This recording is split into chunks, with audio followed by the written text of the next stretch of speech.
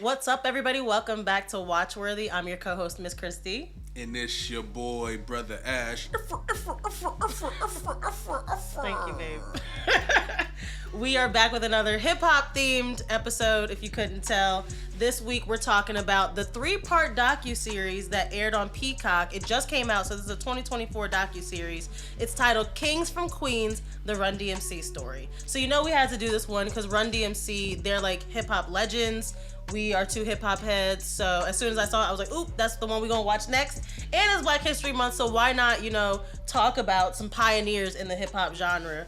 So that's why we decided to talk about this documentary, and I'm really excited because this one featured a lot of heavy hitters. Obviously, Joseph Simmons himself and Darryl McDaniels, but also Russell Simmons was in the documentary. I'm rolling my eyes because I'm not a fan of him, because we know he'd been Me Too'd and has hella allegations against him. He was also, like, in the documentary, he was saying crisscross applesauce. Red flag. I've never had a red flag in the intro, but why was he saying crisscross applesauce the whole documentary? That pissed me off so much. It's some baggy ass, like, hippie pants. Oh yeah, his baggy hippie pants. I thought it was a blanket, but no, those were his pants. So Russell Simmons was in the documentary. He was prominent, obviously. I can't stand him. He looked like a monk from Queens. Like, exactly. He had just fucking fitted on to the side. He was doing too much. He was in the documentary. Rick Rubin was also sitting crisscross applesauce in the documentary. I don't know. Maybe those two have a thing. Maybe after you reach a certain status of money, you just prefer to sit crisscross like applesauce. a monk? I don't know. So Rick Rubin was in the documentary, Beastie Boys, Ice Cube, LL Cool J, Questlove, MC Lyte, all these people who were influenced by Run DMC. Like, they were one of the first hip-hop groups, like, early. So a lot of people. Another documentary, I didn't mean to cut you off, featuring Eminem as well. Eminem's been in, like, 4 documentaries we've watched. That's facts. Like, why is Eminem got time this season, I guess, because why was he in, like, 3 documentaries that we just watched? Yeah, he's busy. Yeah, so while you're watching this documentary, we want you to think about their style in particular. We both have on the Adidas if you're watching on YouTube, because we all know that they kind of were one of the first hip-hop groups to really get a brand deal like that. So we want to know, while you're listening, while you're watching, if you were a rapper, what brand would you sign a deal with? So save yours to the end. Let's say it to the end. I was about to say, I'm ready. All right, so Brother Ash is going to kick us off with their early life. So, boom, check it, son. In the 1970s, New York as a city is basically bankrupt. It's crazy because we see New York now as this, giant, like, Broadway, mecca of commerce. Yeah. But they was bankrupt at the time. A lot of the boroughs were, like, literally on fire, or certain boroughs at least. And citizens needed a way to express themselves. B-boys, graffiti artists, DJs. This is where you start to see that culture really rise through the cracks. Yeah. So in Hollis, Queens, heroin is popular. Red flag. Yeah, super red flag. Anytime you see heroin, red flag. Or hear it. But Joseph Simmons plays basketball and meets his friend Darryl McDonald through sports. So I thought this was dope because, everybody, like, especially young boys, like, that's how you meet most of your friends, like playing tag, playing Killer Man, whatever you doing, you know what I'm saying? So this iconic rap group just started out as playing basketball friends. Yeah. I think they said they really became cool because one day somebody broke the rim at the court or something. Oh, yeah. And then they just went back to Darryl's crib afterwards, and they've been cool since. So Darryl grew up in Hollis with his parents and brother. He loved comics and was bullied. So I thought this was interesting because, everybody always see rappers as like, supposed to be hard and tough, but this guy low-key was just like a nerd for real. Yeah. No offense. So Joey and Darryl both fell in love with hip hop because of the neighborhood block parties at the time. So they're like 10 years old and hip hop is like just getting started. Like, that's crazy. I wish I could have been like there back then, man. Like them block parties, man. That was like when the whole culture kind of like really started coming together hip hop wise. I feel like so much came from that. So Russell Simmons, who was 7 at the time, and he's older than Joseph. He's 7 years older than Joseph. Yo, my fault. Who's 7 years older than Joseph? Could you imagine if he was a club promoter at 7? Word. So Russell Simmons is 7 years older than Joseph and was already a record promoter and like a party promoter. He was hosting parties in Queens and in Manhattan. So that's like having a big brother on the scene that had the juice. Right. You know what I'm saying? Which is dope. Like, you feel me? That's why my comments earlier, I don't like Russell Simmons as a person, but we can't take away his impact. Like, Def Jam, if there was no Def Jam, there would be no black artists. Like, Def Jam is crazy. But like I was saying, like that was like his big brother. So like he even said like I always wanted to like follow. That was me like. I wanted to like play football like my brother. He wanted to be out here on the hip hop scene and in the clubs and promoting records like his older brother, which I thought was dope. So Joe would like hand out flyers, snatch any crumb of the industry that he could, whatever he could do to get in with his brother. So now hip hop is taking off like wildfire, and Darryl gets a turntable and a mixer. Now this is where it gets interesting. Joe gets his own equipment and starts DJing in the attic and calls himself DJ Run. So that's where the name came from. Yeah. And I'm guessing DMC comes from Darryl McDaniels. Yeah. So, and plus, he said like he chose Run because at the time it was like Grandmaster Flash. Oh, yeah. And like just speed and doing things fast and cool was like, I guess kind of like, trending. Trendy thing, yeah. Trendy thing back then. So Russell Simmons, his older brother, went to college with Curtis Blow. So Curtis Blow is These Are the Breaks. All of these hip hop legends just in one family. Yeah. And then the older brother's friend and then the younger brother's playground buddy ends up being, what we know is like the OGs of hip hop, or some of the OGs of hip hop, I guess. So Curtis Blow was like commercially successful, and he connected with his big bro and Curtis from like the attic. So when they would come home, I remember Rev said like, he would like, in the mornings wake up early, go downstairs, make breakfast for them just so he could get their attention. Yeah. And find out what they was doing that day, whatever. Typical little brother. Yeah. So, but this is how you get it though. Even when you have a brother. That's why this was dope to see. You got somebody that's close to you already in the industry. You still seen a lot of hustle. Like he didn't expect his brother to just come home and give him a record deal. That's true. Like he was out here busting his ass, even though he already had a brother that close to the industry. Right. So at the age of 15, Run becomes Curtis Blow's protege, making $35 a show as his DJ. Wow. At age 15. You think he wanted to finish school? Nah, I would be out in the scene. I would have quit. $35 a show isn't bad. In the 80s? In the 80s, that's not bad. You know what I'm saying? Like, I done got paid less to shoot. In today's age, they got artists, underground artists, paying venues $50 to perform. It's the other way around. This was good for him. It don't sound like a lot now because you can't even fill up your tank for that much now. But back in the day, that was pretty good for a 15-year-old kid. Yeah. But unfortunately, Run broke his arm playing basketball. Boys will be boys. Red flag. You have a DJ career going for you. Why are you still out here playing pickup games? That's not a red flag because you broke your arm. He's 15. He's not gonna stop playing with his boys because that $35 a show is cool, but it's not enough to like. All right, now I could quit school. Like, thank God he ain't quit school. Unfortunately, like after he broke his arm, he couldn't go on tour with Curtis Blow because this was like a day or maybe a week or so before Curtis Blow got. He to said, go on "I was tour. trying to figure out how to DJ with one arm." He was like, "No, you can't come." But I think this was better because when we had to sit that one out, he kind of like reconnected with his boy, Darryl. So. Because I think at the time, like they were still cool, but Darryl was really focused on school. Yeah, Darryl was like, I write on the side, and he was writing a lot on the side. He was much more introverted than Run was, so he didn't even want the attention that comes with being on the scene. It was in the documentary. They did say it was kind of like Run's idea. Really, he looked at Darryl and he was like, I'm gonna make a rap group and you're gonna be in it. Facts. And Darryl was like, okay, crazy, like. So, meanwhile, like we said, Darryl is the writer of the group saying, like, I never wrote to record. I only, I wrote to release. Yeah. Like, just to not release the song, like, to release whatever, was on his mind. So, as Run DMC was forming, Darryl graduated high school as a straight A student. Shouts out to Darryl for finishing school in the heroin era. Facts. Being a smart brother during that time. Yeah. Like, that was crazy during the 80s. Like, wow. I think they were still in the 70s at that point. No, it was the 80s. Early 80s, maybe? They graduated in like 82, I think. Okay, word. So he was a straight A student and he enrolled in college for business management. And I thought it was interesting.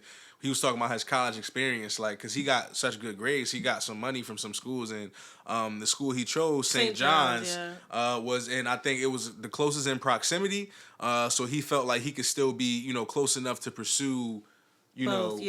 You know what I'm saying? J. Cole went to St. John's. Oh yeah, I didn't know that. Shit, I'm about to go to St. John's.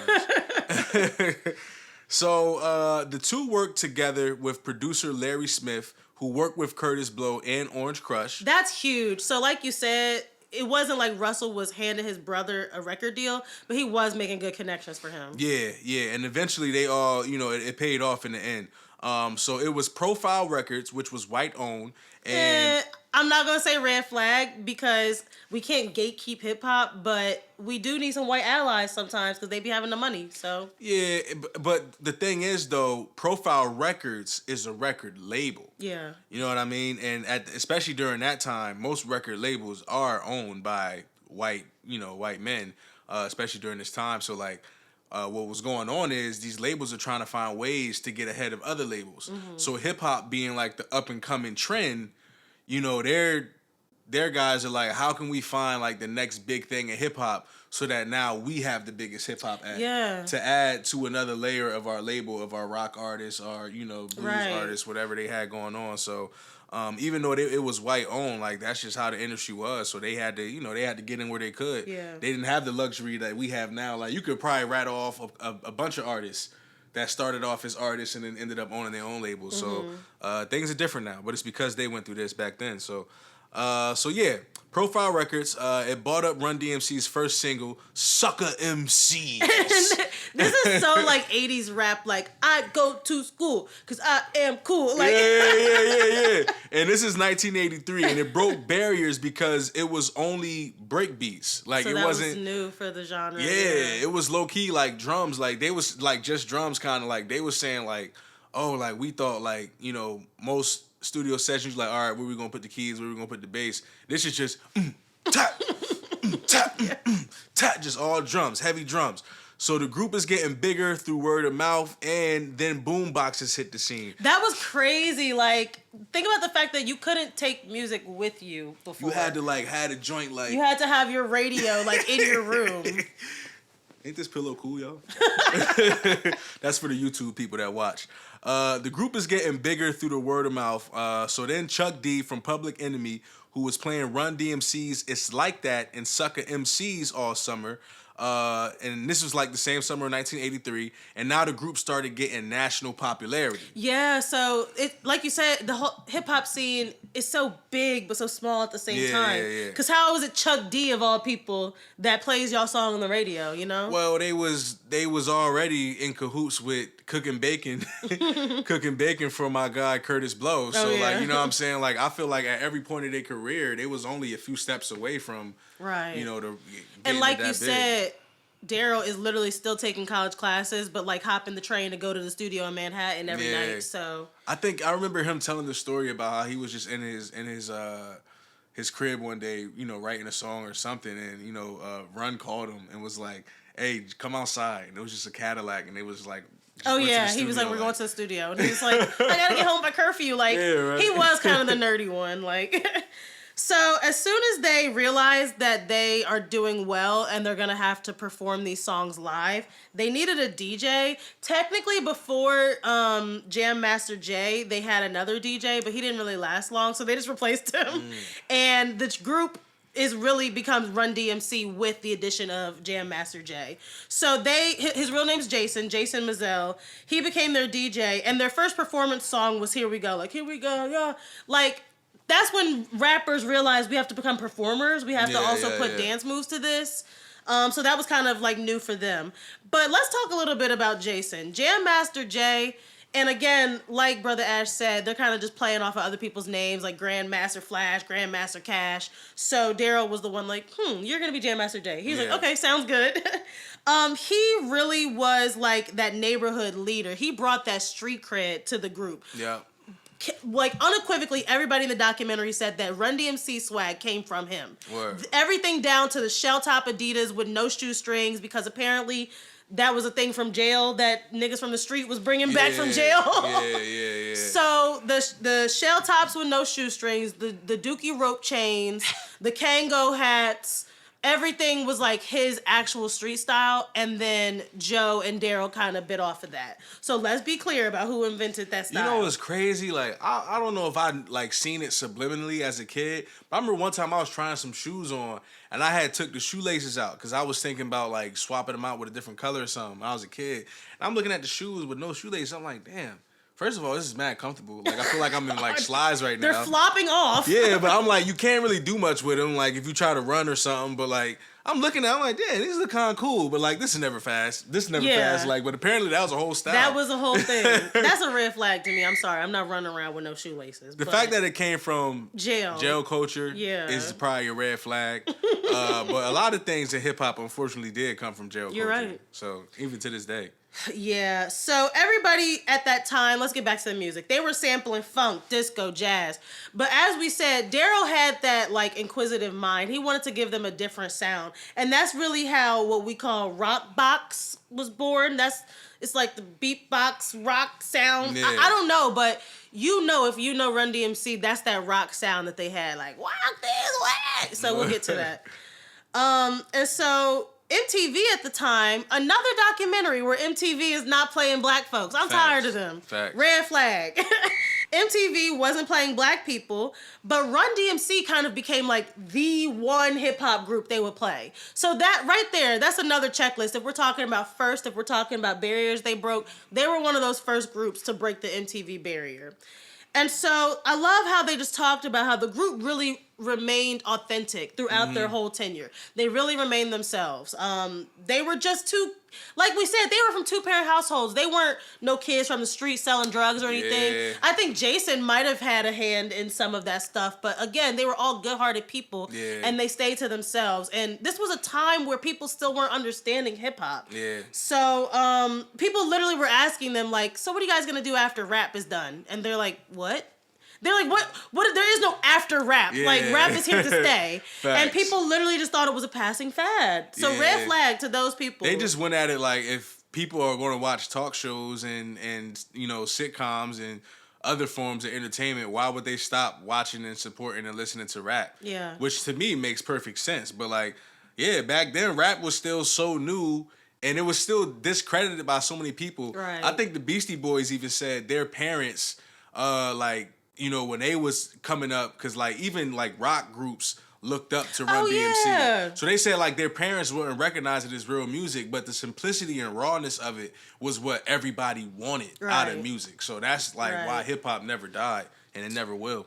Yeah, so again, they had some other white allies like Bill Adler who really believed in them. He was one of their publicists. He got them some of those early gigs, like a movie called Crush Groove, kind of based off their life story, and also a performance at Live Aid. So let's talk about... I never even seen that movie. Yeah, I haven't either, but maybe we should watch it now.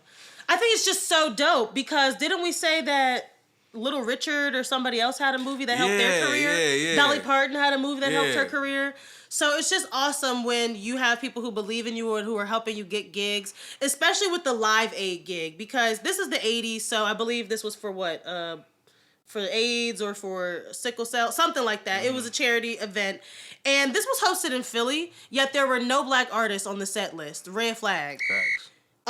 So it's 1985, and Run DMC gets themselves on the lineup with a little bit of help, and performing here was just such a huge deal because hip-hop groups were not doing big arenas like this. Nah. They were scared to death. They were so nervous. They were like, we're going to get out here, do our raps, and nobody's going to know who we are.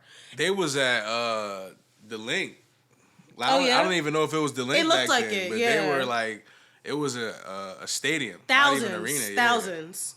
And so they were nervous, but they went out there, they did their thing, and they actually had the crowd moving. And that's when they really opened up a new lane for hip hop. Now people are taking hip hop seriously. Like, oh, Run DMC can do it, then maybe we can have other groups start to do shows like this. So it's really incredible to see how they were really just being themselves and breaking down barriers and didn't care what people had to say. And so after Live Aid, you know, Run kind of went from chill to cocky overnight. And they said maybe that had to do a little bit with the flack that they got early in their career. You know, people were hating on them, so now he was puffing out his chest a little bit. You need the one person in every group, though, that walk with that confidence and kind of demands that respect I guess, for the group. And I think that, Run was, it was coming, like you said, it was coming from a place of being an underdog. Yeah. Because even though you going crazy in the streets of Queens, when you get around these other artists from different genres, they try to look at you like you're not really a musician or you're not a real artist. And Run, he said in the documentary, all he ever wanted to do was just get his song on the radio. But then once he got a taste for that, he was like, oh, there's so much more that we could be doing out here.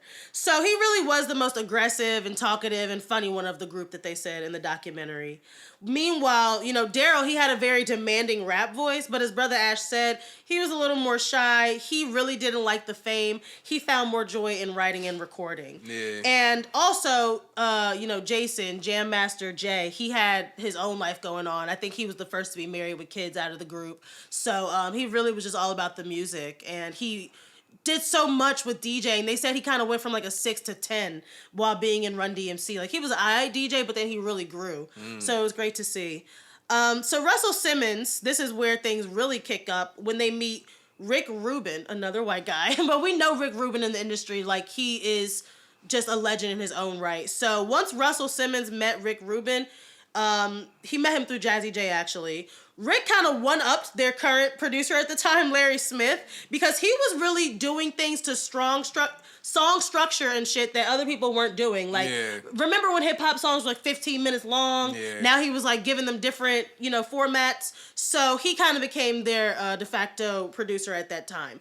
And so in 1986, the group recorded My Adidas, which was apparently Russell's idea. Apparently there was angel dust involved. Red flag. Anything involving angel dust, I don't want anything to do with that. But apparently they got this good song out of it. My Adidas. Yeah. I remember seeing that commercial like when I was a kid, and my mom was like, she told me who the guys were in the commercial, because I didn't really recognize them. This is around the time where their show was real popular too. Oh yeah. So I think I might have just known. I might have just known Russell from that, or no, Run's house. Yeah. So I was like, oh, that's a dude from the show. My mom was like, those are like the OGs of hip hop. What are you talking about? She was like, that's the hip hop I used to listen to. Yeah, it's crazy, man. They've been around for so long, and so in 1988, they did get the Adidas deal, and that again was just like such a huge accomplishment for hip hop artists, because basically white corporate America was like, no, we don't want that. But then as soon as we saw that it was marketable, then they were like, oh, okay. They made a stale brand popular again for teens. Same way I like to say Rihanna revived Puma. Nobody was rocking Puma before Rihanna came back and made it cool again. So just to think about, and now I'm thinking about how Run's daughters, Angela and Vanessa, went on to have a sneaker line, Pastries. R.I.P. to Pastries. Shout out to Pastries. Remember those? Damn, I do remember those. Yeah. Crazy. So, all these things are just going for them. It's the 80s, man. They are living it up. And by 1986, basically all of the members are married with kids by now. Or I think at least Run and Jam Master Jay were. So Darryl was starting to feel a little bit left out. They said they would literally perform and they wouldn't hang out. They wouldn't go back to the hotel. They would go home. Like Run would literally go all the way back to Jersey and go home. So they were really family men. They were really, they didn't have their families in the documentary, Darryl and Run. Only we got to see Jam Master Jay's wife, Terry. But I'm sure their families were important to them. They may have had some scandals. They were rock stars. Come on. They probably had some things going on. But they didn't make that the focus of the documentary. And so then enter the Beastie Boys. And I wanted to call this out because they were a prominent figure in Run DMC's career. I feel like they were like tit for tat, because they were all under the same umbrella with Russell Simmons. Russell Simmons was managing he was kind of developing the Beastie Boys. And so they did point out how the Beastie Boys' License to Ill, those albums did numbers. Mm-hmm. And it's just because they're white. Red flag. Yeah. They talked about how, like you said, Run DMC comes on, parents are, turn that crap off, turn that music off. Beastie Boys, they're white. This is they're so cool. creative. Yeah. Wow. So this is what somebody spoke to on the documentary. They basically said Run DMC had to fight at every corner, every turnaround. A lot of adversity. But the music was just so good that you couldn't not acknowledge it. Right. Whereas the Beastie Boys literally would rap over the same beats and sing over the same stuff that they was doing. But it was groundbreaking because they didn't have to fight through that initial pushback. Yep. Because it was already, two white boys over a track that we've heard and that we've acknowledged. Whereas like DMC kind of had to get over that initial hump of fighting, like the general masses outside of like our community. So, but that's still, crazy. yeah, even though they kind of had to like fight for their own genre, I guess. Run DMC still did well in 1986 because they did a cover of Walk This Way in collaboration with Aerosmith, and we all know that really changed their career. Yeah. Again, going back to that rock sound, those rock roots. Rock and roll was invented by black people. We already told you that on the Little Richard episode. So having us kind of like reclaim that genre and to have them doing songs with Aerosmith and influencing people like AC/DC, Run DMC really made their mark. And they just talked about how it was a monumental song, a monumental video, and the core audience didn't love it. Red flag. Black people ain't gonna fuck with no rock music in the 80s. They said that this particular song kind of got away from the original fan base because, like you said, like I guess black people wasn't really... it was too rock. They wasn't trying to hear no Aerosmith. Yeah. You know what I'm saying? But it still did, like, it did numbers for them, number-wise. But, they said they actually, I think maybe, who was it?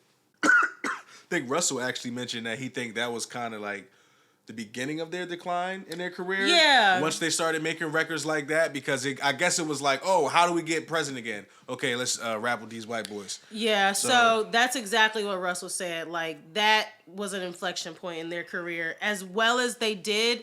then they had to kind of find a new sound. And also, people think that it helped Run DMC's career, but other people in the documentary say it was actually the reverse, and Run DMC saved Aerosmith's career. Yeah. And that just goes back to, like, what we were talking about, like, how in the music industry, like, they always kind of see, like, the white bands and white artists as just, I guess, a tier above black artists. So, like, you don't even think, like, oh, they did this because they needed Aerosmith. Yeah. No, Aerosmith needed Run DMC. And think about today, I can count on my hands. Maroon 5 has done songs with SZA, Cardi B,